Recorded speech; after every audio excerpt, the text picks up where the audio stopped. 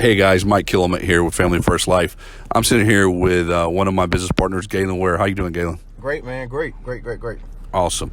Hey, what I want to chat today, Gaylin, with you is I know you're in the Atlanta office with me, Yes. and but we're not sitting in Atlanta today. We're in Dallas, Texas. Yep. And I just looked at. We just went by and looked at the new office there. I want to. I know everything's so new, but what is number one?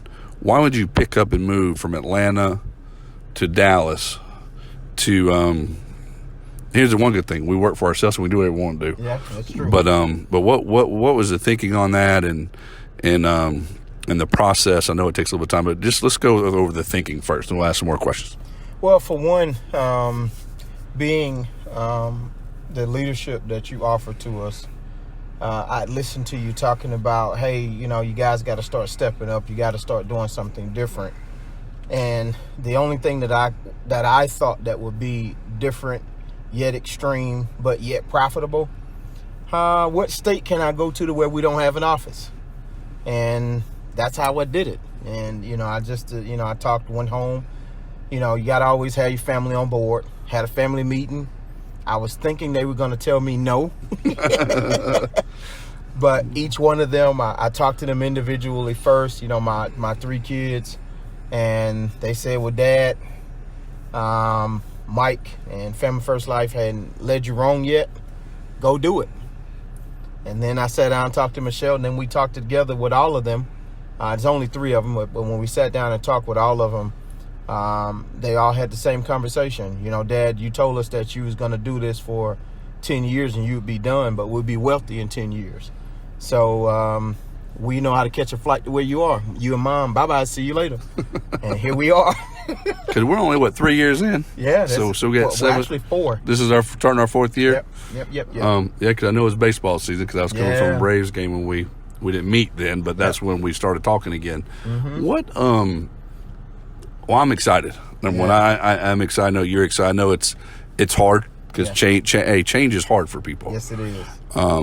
Can you let's talk to the agents now a little more about change. Mm-hmm. Not really just from the move, but what has helped you change the way that, because we have to change the way we think. Right. Absolutely. I had to change when I started. I had to change the way I thought.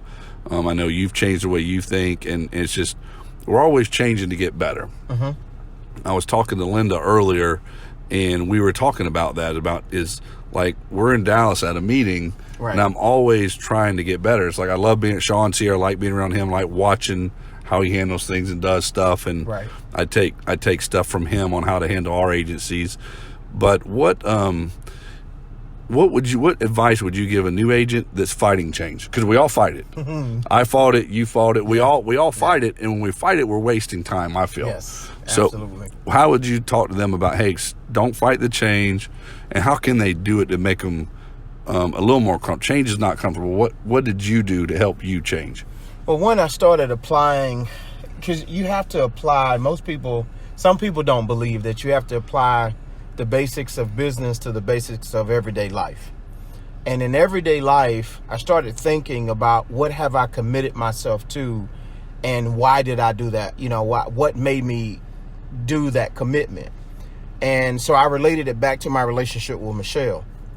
And I, was kind of thinking, we've been together for 28, but married for 25.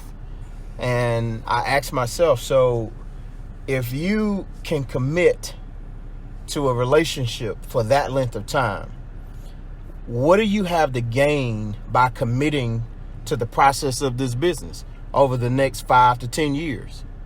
And when I sat there, I got frustrated first because I couldn't come up with an answer. I was trying to figure out, because here it is at 45 years old, I got this new thing in front of me again. And this new thing was trying to figure out, who am I? I understand, I love training. I love helping people, but really, who am I? What's the definition of Gaylin? And the more I dug into that, I came up with one thing. And that one thing was I had to become a great servant and trust the process. And once I started trusting the process, it helped me also see what type leadership or what type of leader am I? Because that was the other question I asked myself. And the more I dug into that, of course, I run final expense business. So for the seniors that I've had the opportunity of having conversations with, I'll ask them because they've been here longer than me. Because I have some that I sold an insurance policy to, but I'm their child. They call me every week. Hey, boy, you ain't called me this week. Check on me. Well, ma'am, I had to, don't call me ma'am, mom. Well, mom, I had to go and do this, or I had to go and do that. But I asked this one particular couple that I sold a policy to out here in Dallas back in 2017. I went to see them.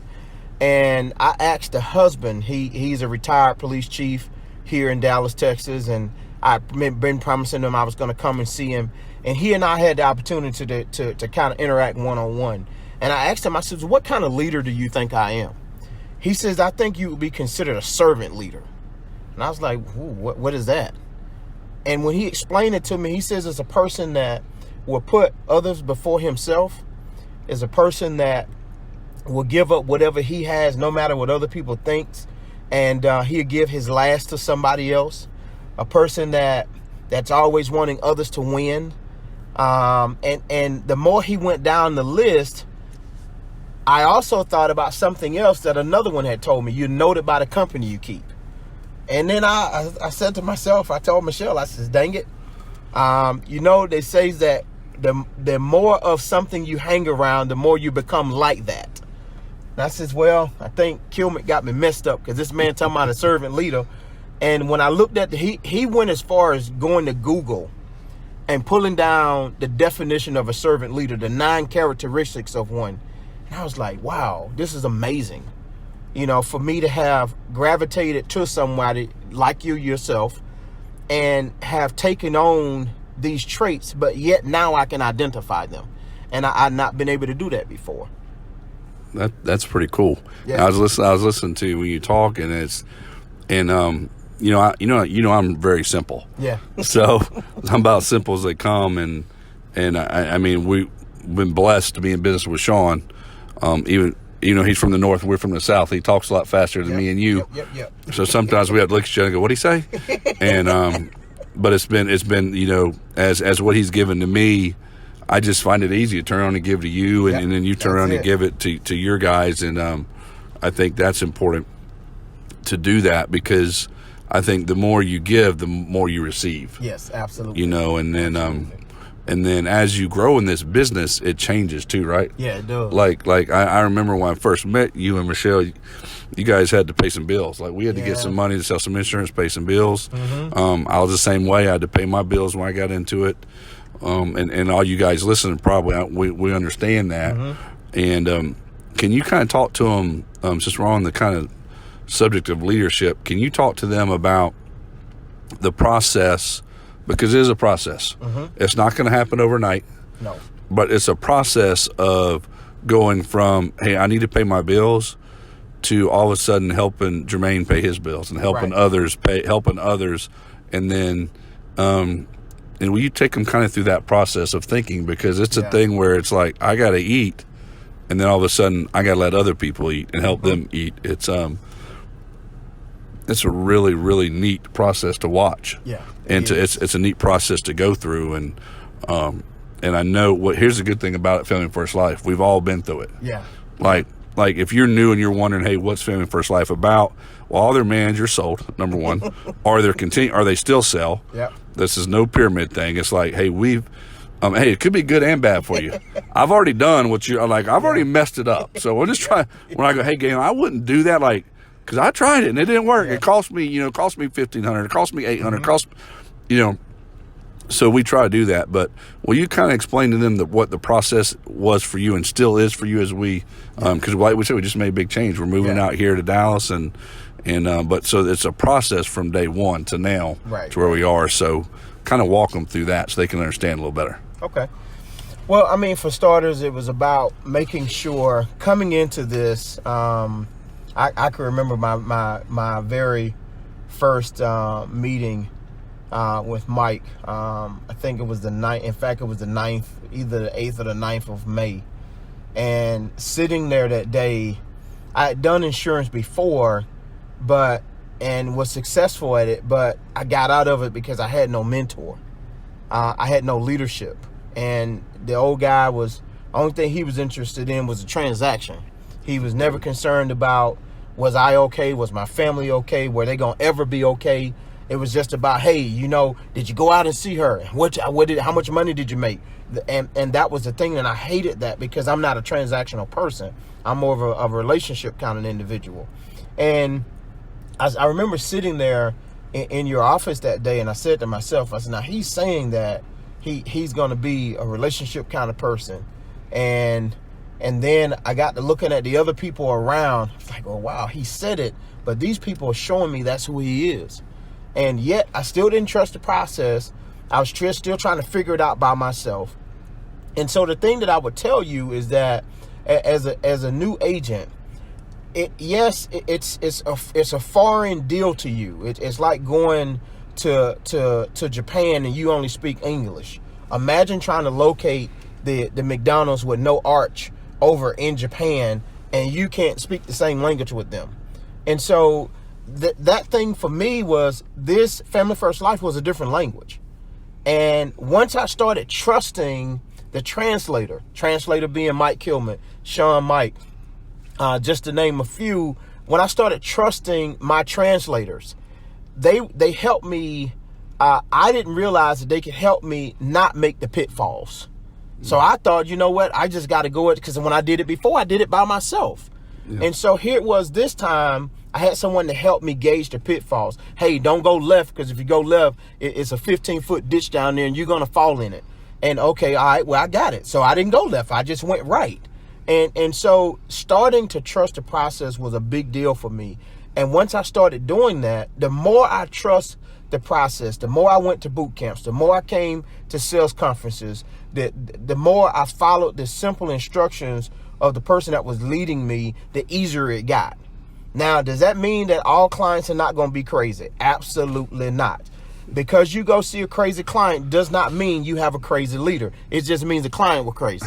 And you need to go see some more of them to curb that crazy one that you met for the day. But once I kind of got to that, Mike, and kind of was able to cross that bridge of not being frustrated about the little stuff, or some people would call it the minutia, I was able to start growing into where Michelle and I are now. Because now I would not be telling the truth if I said that coming out here, I was not afraid. Yeah. I was afraid.